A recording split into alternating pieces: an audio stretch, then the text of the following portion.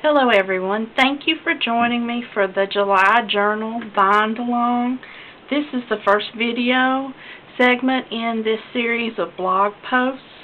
If you've been following along on the blog, you'll know that we're taking a look at binding a book, a journal, similar to the one I have here. This is my current June journal, which I've shared some pictures of on the blog. Basically, it is the same style binding as a comp book. A front and back cover, has the taped spine. And we're making a book similar to this for July. I'm going step by step through that process. So if you're not familiar with the beginning parts of the process, you may want to take a look at the link provided and take a look at the series of blog posts so far, because we've discussed our supplies. We have talked about creating the layout of content for your page. My page, one of the items that I have that repeats throughout the book as a printed copy that's included of my daily schedule, a layout that I can write out, basically my daily to-do on a timeline.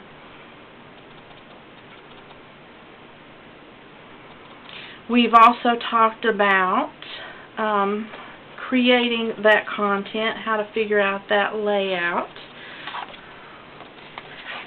and we folded the pages. We've talked about that. This is a set of my pages, which you've probably seen previously in pictures on the blog. This is one page folded, and you'll notice this flap that is the second side of the sheet of paper. And I've discussed how I was going to go ahead and nest a blank sheet of paper inside of each of those. So what I have so far, this point in the process, is I have my printed pages, I have them folded, and I have them nested into groups of 2. So I have a stack of those, and then I also have, as we discussed, one additional sheet. It is just a sheet of cardstock. You'll notice it's not quite as large as the other pieces of paper, and that's fine. It could be even a slightly bit smaller than this, depending on what size pages that you're using. But I have that piece of cardstock that I have simply folded in half. Okay? So what we're ready to do, and what I felt like would be very best to show you in a video format, is how I assemble the pages. It doesn't have to be quite done this way, maybe this complicated if you'd like to say, but I do want my pages in my book to achieve a certain sequence. So let me just show you my approach to it, and it's something that you might want to sit down and play with and think out how you want your pages to be. Or of course, if you're doing blank paper that there is no content on, the order is not really a concern to you, but you can just see basically how the pages are put together. Okay, we're going to build it on this base of our piece of cardstock. That's where we're going to start. So right now I'm mainly just concerned with order of my pages. So I'm going to start first off with one of my grouped pairs. And I'm just going to match fold to fold in general. I'm going to slightly open that back up, and I'm going to lay one set of pages down like that. Then my next set of pages, instead of laying them right here and building up from there, if I did, I could, but if I did, all of my little flap pages are going to wind up falling in the second half of the book, and that's not what I want to accomplish for my book. So what I'm going to do is, I already have the fold. It's nice and crisp from my bone folder. I can just flip the fold around the other direction. This, to me, is the most straightforward way, less confusing to me, of doing it. So now I have one that the flap is on the left-hand side and the full page is on the right-hand side, just the opposite of what I had before. So on top of my first set of pages, now I'm going to put this new set of pages. Okay, and I'm going to continue to do that. I'm back to my original layout to where the full page is on the left-hand side. Have another set, and again I'm going to just flip that fold around. I'm going to lay those open to the right hand side for the full size page, and I'm just going to keep repeating that process until I build up my whole stack of pages. and I have a grouping that's already been done that way. Let me bring that over and just show you. What I have done is I have the grouping here, and I've just taken a little binder clip to help hold the pages together. So this is basically what my pages will look like once I have them all stacked up. And the next thing I want to do is just flip through the pages and check my sequence, make sure everything's oriented correctly and that they're going in the order that I want.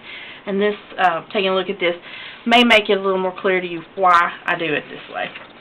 What I want to accomplish is I have a printed journal page, a printed planner page on the left-hand side, and then I have a blank sheet on the right-hand side. So within a day, I have definitely that page area to work on. Works well for me. Now, when I turn the page, the next thing to come in sequence is going to be 2 of the flaps. So I can use these. One I may take and make a list.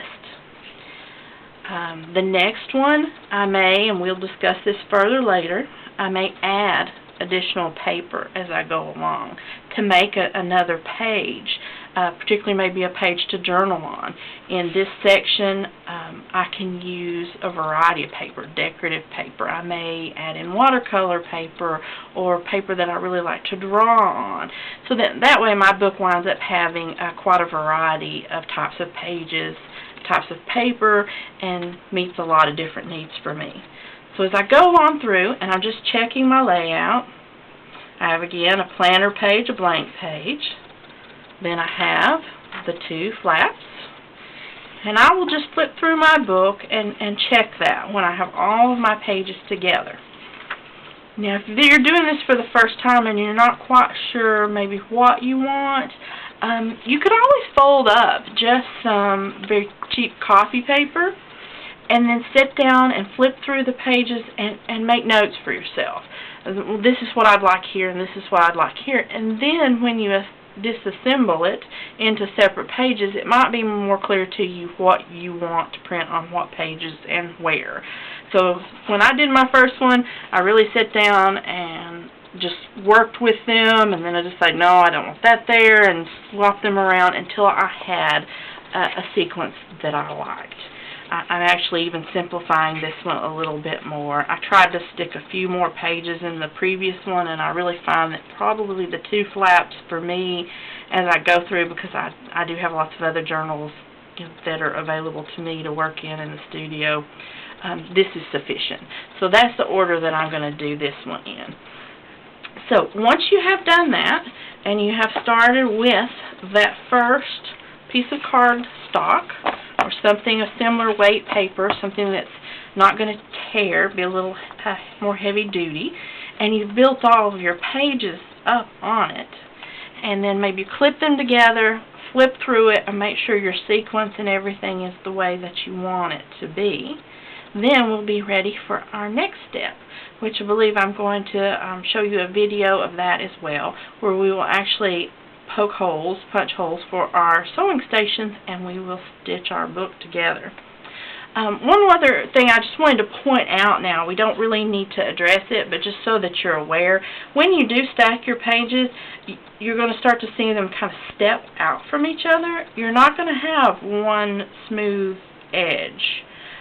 That's sort of a feature of this book. There's a way, if that is bothersome to you, that we can deal with that. Later on, I will mention about how we can trim that.